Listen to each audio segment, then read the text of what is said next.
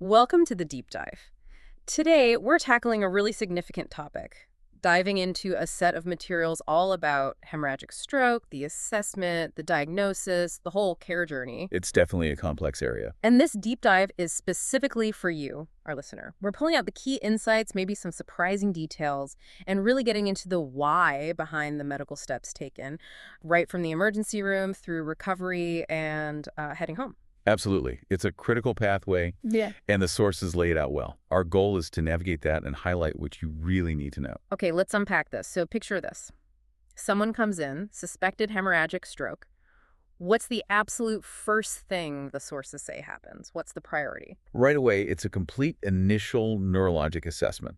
But it's more than just, ticking boxes. They're looking for very specific signs. Like what? What jumps out? The material really emphasizes altered level of consciousness. And here's a key point. It's often the earliest sign that something's getting worse. Earliest, even before more dramatic things. Yeah, exactly. We're talking subtle stuff sometimes, maybe just getting a bit drowsy or their speech slurring just slightly.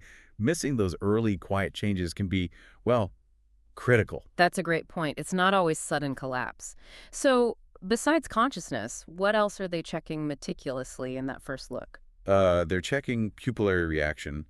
Are the pupils sluggish? Looking for motor and sensory problems, weakness, numbness, that kind of thing. Okay. Cranial nerve deficits are also key. Things like trouble with eye movements, a droop in the face, maybe a drooping eyelid that's ptosis. Also, speech difficulties, any visual disturbance, headache, and neutral rigidity, neck stiffness, plus any other new neurological issues. Wow, okay. A really thorough functional scan then. And the sources are clear about where these patients need to be cared for. Oh, absolutely. The material is very clear. Yeah. All patients after an intracerebral or subarachnoid hemorrhage, those are the two main types, need ICU monitoring, intensive care. And that monitoring is constant. It's critical. Continuous monitoring is stressed. The exact frequency of checks might vary, but the sources emphasize that any change, no matter how small it seems, needs immediate reporting and documentation. And I noticed the material specifically calls out the role of nurses here. Why is their perspective highlighted? That's a really vital point in the sources. Nurses are the ones with the most constant contact, often minute by minute. Right there at the bedside. Exactly. So that puts them in the absolute best position to spot those really subtle changes we mentioned, especially those early shifts in consciousness, the drowsiness, the slight slur. The material kind of flags this as concept mastery, basically saying the nurse's sharp observation is often that first line of defense. Okay, so based on that intense assessment and monitoring, what are the immediate potential problems the team is thinking about, the big threats? Well, based on that assessment, the material points to major potential nursing diagnoses. Two big ones are risk for ineffective tissue perfusion, Meaning blood flow to the brain. right, could be compromised by the bleed itself, or later issues like vasospasm. And the other is anxiety, which makes total sense given how serious it is and, the restrictive environment they're often in. Makes sense. So focusing on brain blood flow and the patient's emotional state. But the sources also list some really serious medical complications. What are those big ones the whole team needs to watch for? Yeah, these are the critical collaborative problems, the potential complications. The sources list: vasospasms, seizures, hydrocephalus, rebleeding, and hyponatremia. Each one is a major hurdle. Okay, quite a list.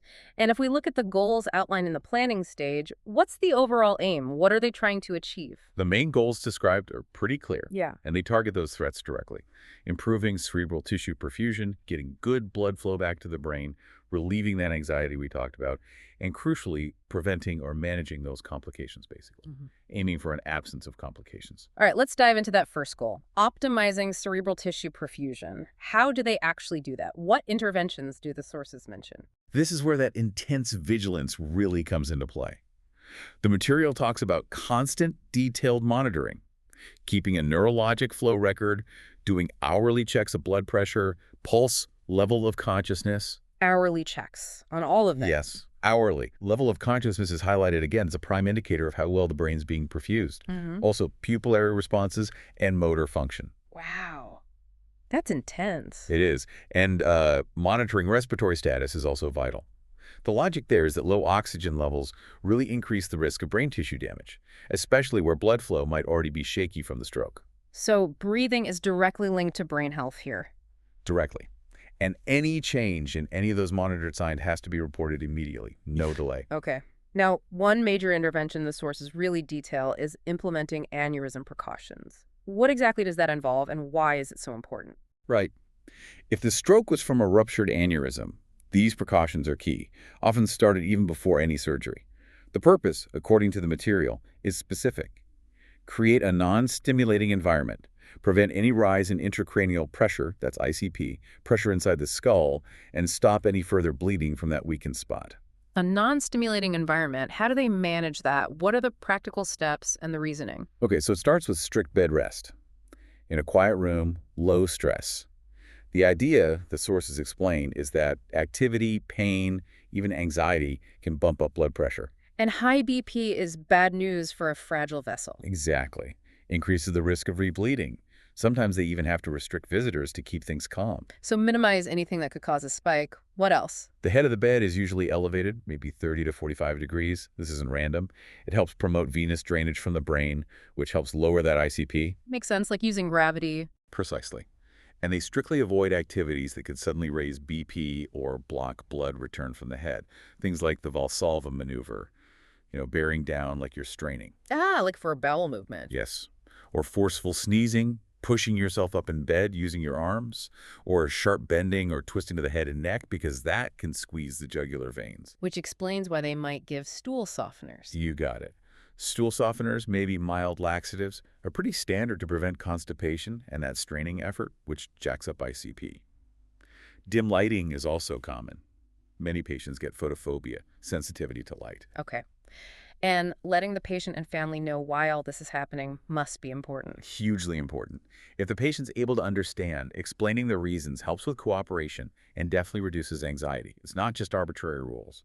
That makes sense. But all that bed rest, doesn't that create other risks? Good point. Immobility is a big risk factor for DVT, deep vein thrombosis, blood clots in the legs. So DVT prevention is absolutely part of the plan. How do they manage that? The sources mention using those intermittent pneumatic compression devices, the sleeves that inflate on the legs. And often, they'll prescribe heparin, either unfractionated or low molecular weight, to thin the blood slightly and reduce clot risk.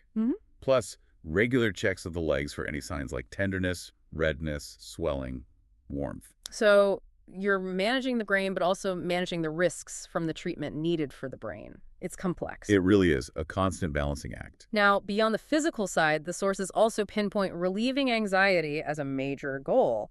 How do they address that in such an intense, restrictive setting? Well, for patients on strict aneurysm precautions, minimizing stimulation kind of inherently helps reduce sensory overload, which can contribute to anxiety. True. But for patients who are awake and aware, just explaining the restrictions is key. It demystifies things, reduces fear, helps combat that feeling of isolation or, being punished. Understanding the why makes a huge difference. Absolutely. Providing reality orientation also helps keep them grounded. And critically, keeping both the patient and their family consistently in the loop about the care plan, answering questions, offering reassurance that communication is fundamental to easing fear for everyone. Okay, let's really dig into those specific complications we listed earlier. Vasospasm, seizures, hydrocephalus, rebleeding, and hyponatremia. How does the material say each of these is monitored and managed? Let's start with vasospasm. Okay, vasospasm. This is a dangerous narrowing of brain blood vessels after the initial bleed. Cuts down critical blood flow. What are the warning signs they're watching for? They look for worsening headaches, a dip in responsiveness like new confusion, disorientation, becoming more lethargic, or a new neurological problems appearing like aphasia, which is trouble with speech or understanding, or maybe some partial paralysis. And when might this happen? Right away? Interestingly, no. The sources say these signs often pop up several days after the initial stroke or treatment. That's why ongoing vigilance is so essential.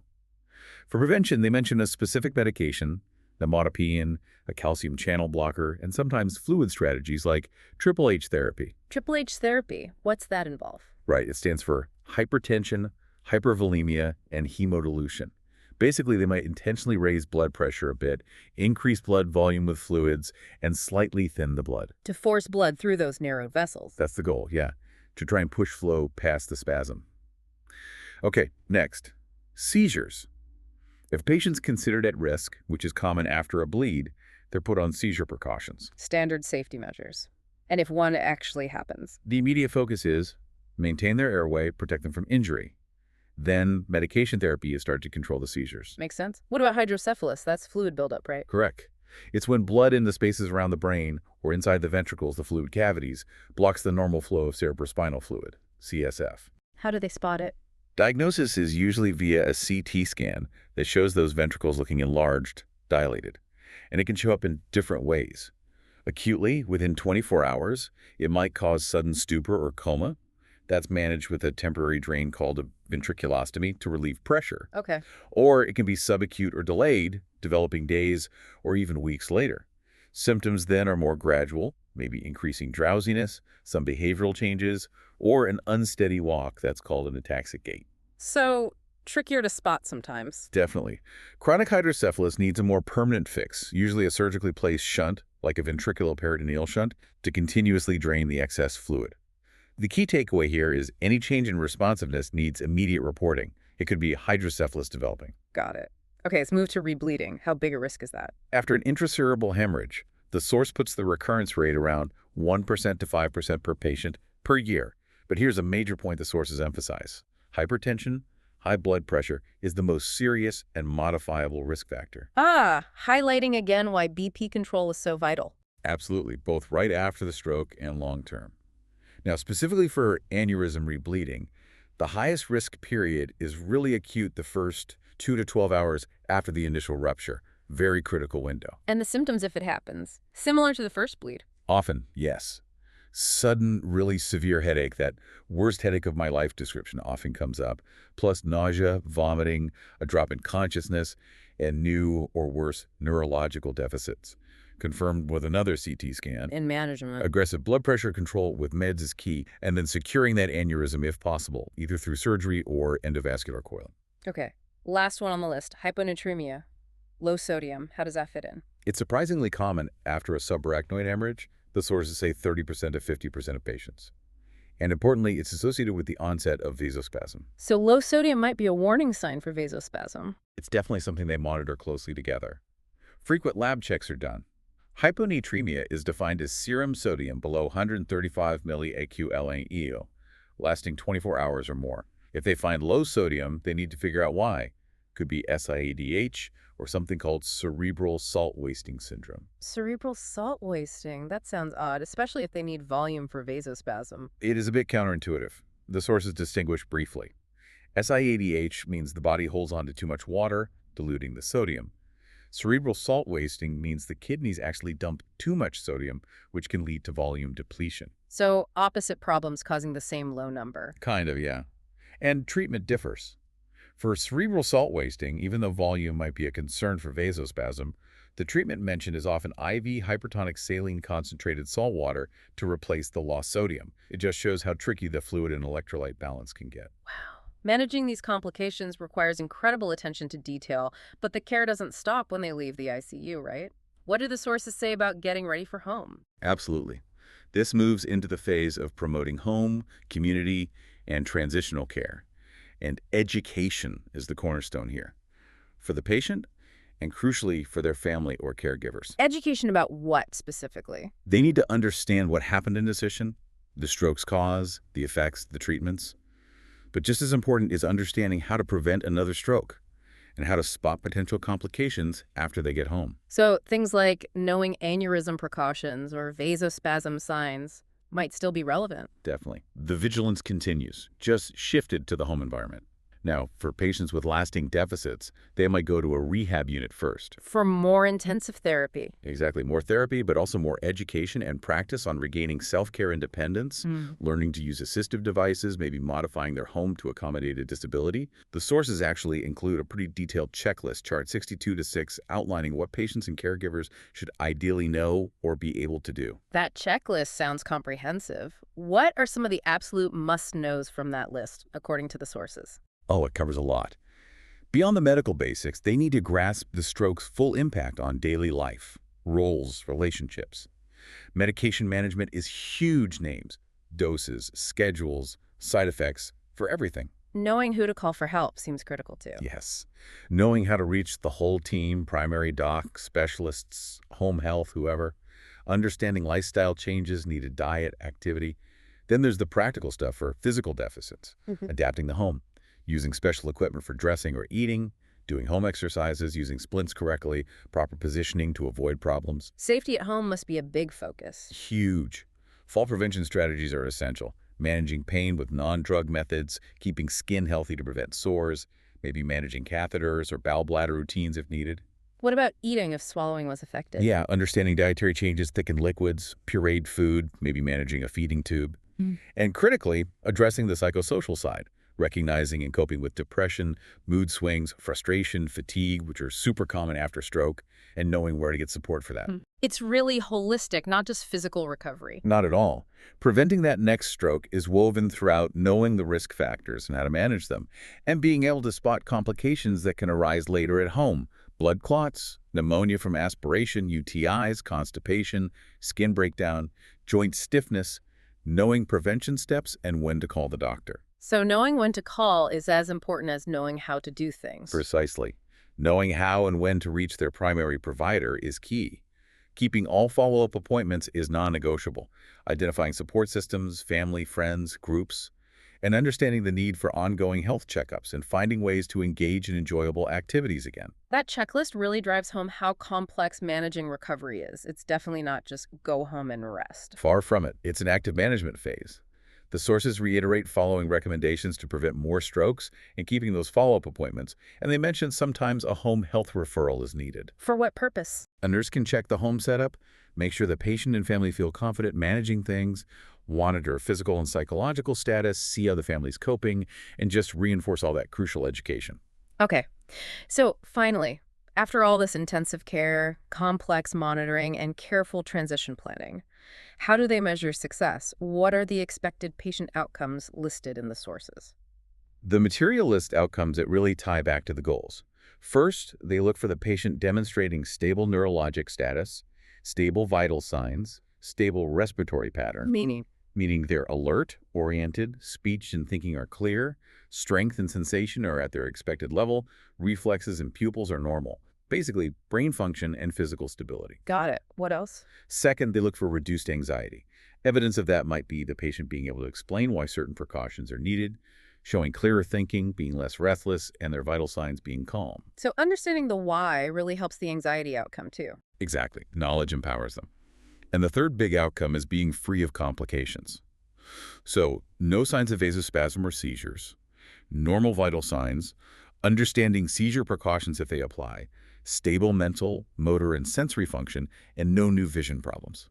We've certainly covered a massive amount of ground in this deep dive, from those first crucial assessment signs, through the incredibly detailed monitoring and complication management, all the way to the comprehensive needs for recovery at home. It really underscores the intensity needed in the acute phase, but also just how vital that thorough education and ongoing support are for any kind of successful long-term outcome. It's a whole continuum.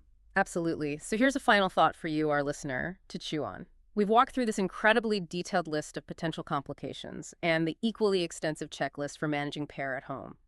Given that sheer volume and complexity, what does it really tell us about the nature of the partnership required between patients, their families, and healthcare providers long after the initial crisis seems over? How fundamental is that ongoing collaboration? It definitely suggests the hospital discharge is just the beginning of a very long shared journey. Thanks for joining us for this deep dive.